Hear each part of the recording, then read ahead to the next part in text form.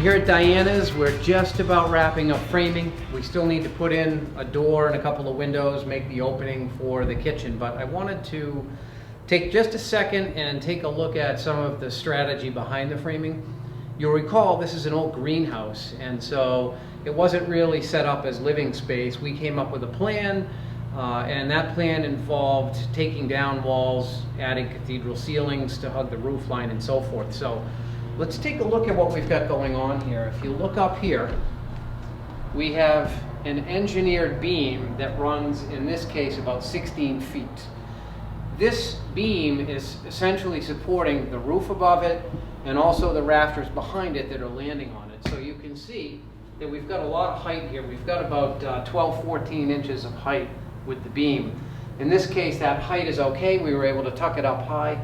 It'll protrude down a little bit lower than the ceiling, but not too bad. Now what you're going to see is the weight spans this beam, then it comes down on this engineered post on this end, and then there's another one on that end. So what that does is it facilitates us opening up this whole area to the kitchen without any columns in the middle.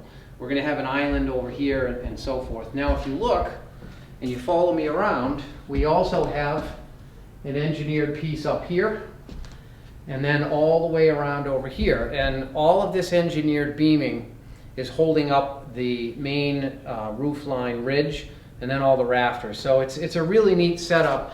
What we've been able to do, at least in the main living area here, is cathedral ceilings, nice open area. We're going to add a couple of skylights up here and then back in this way to really bring in the light. But the night and day difference from a couple of months ago when we were just walking through here and it was snowing out and we didn't even have a plan to now is really starting to come to fruition. You can walk in and you can really see the sunlight beaming in, the open space. This place is going to be gorgeous when it's done.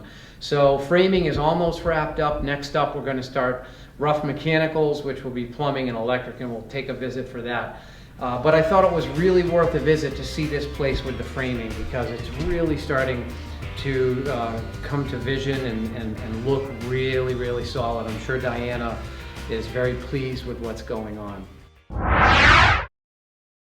Today's quick tip, we're going to take a look at a Build Clean HEPA air filters. When we're doing demolition on an old house or pretty much any house and there's going to be dust in the air, first of all we set up a plastic sealed containment system on any job, especially if it's an occupied unit. And then we employ these great units here. Let's take a look at this. This is a Build Clean air cleaner. They call it a Build Clean dust control system. I love these. What it does, it's a 360-degree HEPA filter. And it's essentially a vacuum motor. It draws in air. And then what it does is it sends the air outside through a window or a door or some other egress. Really a neat system. If you look here, it's 360 degrees all the way around, and you'll see 360 HEPA filter. So really a cool system. This is a way to create negative air pressure within a job space so that if we're working in one portion of the house and we want to contain dust in there, negative air pressure means that if we open a zipper wall and try to get in, there's going to be air coming in with us as opposed to the other way, so we don't get dust creep. That's important in a lot of homes, especially old homes where you have children and so forth, because we're going to contain that dust, blow it outside, and keep it out of the living space. Particularly important on a house that might have lead paint if we're doing a renovation there. So that's today's quick tip. Build Clean whole house 360 HEPA filters. Hey, I'm down here in Westport, Mass. It's a little windy. We're near the beach. We're at Thom Scott woodworking shop, and he also owns ZoZo guitars. So today's a real treat. We're going to find an island for Diana, and maybe we'll have a little fun looking at some guitars. Come on, let's go meet Tom.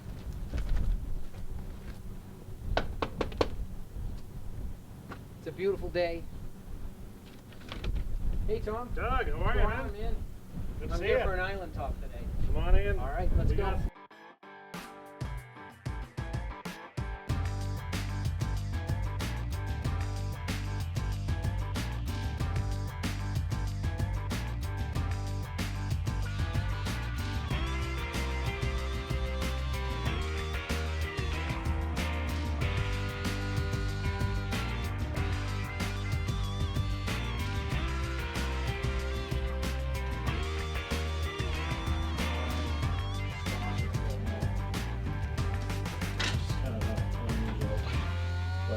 cool colors to it, you know? It's like Yep. a mustard and black.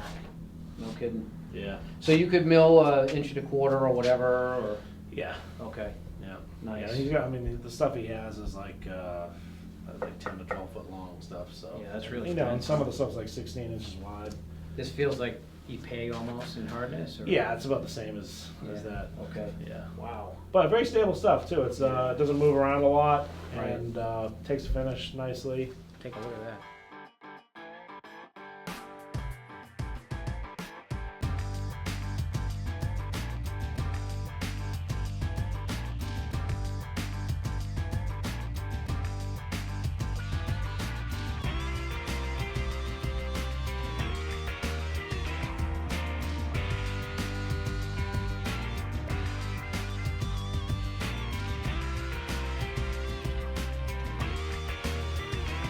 All right, man, I gotta All roll. right, good seeing you.